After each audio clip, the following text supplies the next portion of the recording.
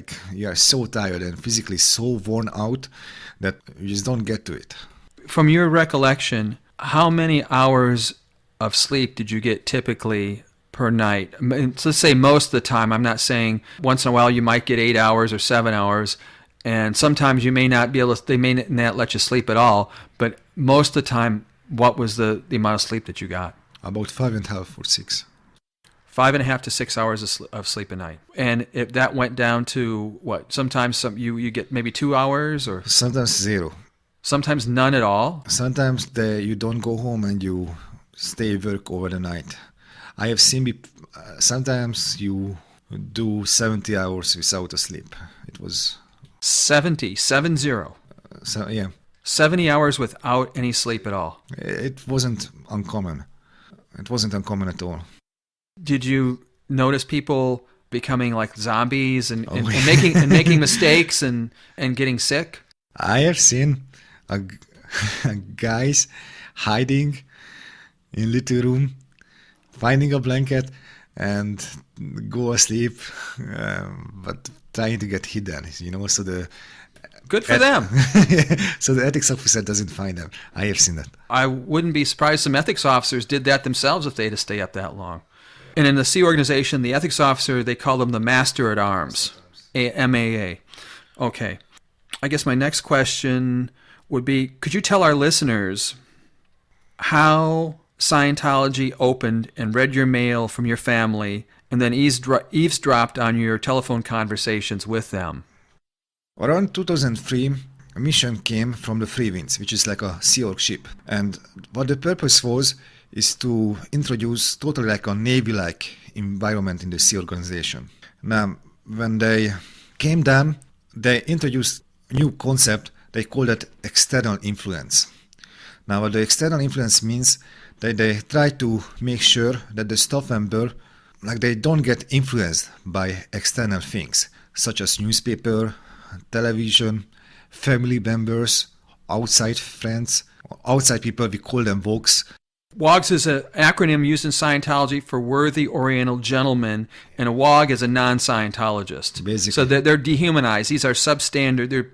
They're beneath the Scientologists. Yeah. Scientologists, they view themselves superior to these non-Scientologists. Yeah, because... Okay. Yeah. Go ahead. And they try to make sure that you don't get influenced from outside anything. And that's when they came up with the concept that in order to do that, they have to monitor your phone calls. So like every time when you try to call your family, an MA, Master at Arms, was standing like behind you and was listening to your conversation. So you call and tell your parents, like, hey, I want to go home, or hey, I don't like being here, or hey, like there is something funny going on. As soon as you did that, like you were thrown to the ethics room. You were forced to pick up the cans and admit crimes, but I don't even consider crimes, like... Well, so they assume that if you don't like what's going on in the Sea Organization or in Scientology, that you must have undisclosed crime. And every single mail what you get, they open it and they read it and then they give it to you. So, like you had to send your parents a letter, that everything is good, everything is beautiful, and you couldn't be honest about your feelings most of the time. Okay, and in Scientology, that when you say everything is good, everything's fine, they call that good roads, good weather. In other words, let's not discuss fact and reality. Let's just keep everything on a bland level where there's nothing that would stir anybody's emotions. Now, what if you would have objected to them opening your mail or saying, no, my conversations with my family are private? What would have happened to you? You would have gone to the ethics room right away. It wasn't an option. And they were watching you basically wherever you left. And everybody was suspicious. There was even a time when you went to the boss and I had a little bag with me. There was food in it, and I had to open it and show them there is food in it, nothing else. It's... What are they presuming that you're going to carry in a little baggie? Maybe your passport, so you can get away. Or okay. maybe something else, maybe you're preparing for something. So it was very paranoid. Yeah. Now, FLAG and actually a number of other Sea Organization bases evidently have problems recruiting enough people They can't seem to recruit them from the United States and Canada much anymore, or for that matter, the UK and Western Europe and Australia and New Zealand, and so they're going more to Eastern European countries that don't Yeah. have a lot of internet access, and countries that don't have internet access. That like in Central America or South America, that kind of thing. Well, could you tell our listeners about coerced marriages in the Scientology Sea organization? Okay, I will explain it slowly. So what happened? The Scientology was very new in different countries, like in Russia or in Hungary. It only appeared like in the 1990s. Okay, so like much later than in the UK or in the United States. And when it came out and the people heard about these levels, like OT levels and that type of stuff, and that how expensive that is, for them to join the Sea Org was very promising. Like when a recruitment tour went to Hungary or Russia, it was very common that in 1 week they signed up hundreds of people to come to the Sea Org. And they promised them, that, okay, you come to the Sea Org and it will be good. Can go later like OT8. You can become like a very high-class auditor, that type of stuff. So they gave you all the promises. And when you look at that, like how much would that cost for you? In that country, you wouldn't be able to pay. Even the ordeal, even deliver that level, So it's something so good, and they promise you everything, like then these guys get into that and they came to the United States. At the time we get this visa, this R1 visa, which was like a religious visa. It doesn't exist anymore. It was a special religious workers visa at the time. Yeah. Okay. And they get here, and like there was a situation that now we had, for example, the flag crew, where there were like hundreds of Russian staff members, Hungarians, or like from all these different countries. It was very, very hard. First of all, like to get them to learn the English language, like really good. When they get through that, the first thing what happens that they take their passport away. Do they grab the passport? Do they confiscate it by force, or do they tell you must give it to us? Okay, the way how it goes, when you arrive, they hand you a bunch of papers. When I get these papers, I didn't even have the translator, and when I arrived to the Sea Org, my English was absolutely zero. Okay, so you didn't know any English, okay, maybe except hello, Yeah. all right, something like that, but you didn't know any rudimentary English, so they give you papers to sign, which are essentially legal contracts. Yeah. Okay. You didn't understand the contracts because you don't speak English, and they had you sign them. What if you didn't sign them? What would have happened to you? You wouldn't be approved for the Sea organization. And you just arrive there, you have all these big dreams, to become OT8 and the type of stuff. And they're pushing you to sign it. They tell you that's good. Because if you hand over your passport, actually you sign a paper that you want them to handle your immigration cycle, and that's why you hand them over the passport. So you're giving them like what we would call a power of attorney. Yeah. Okay. And they take your passport. Let me ask you this. Did you have somebody give you some kind of a certified translation of these papers into the Hungarian language? Did somebody do that for you, a certified translation?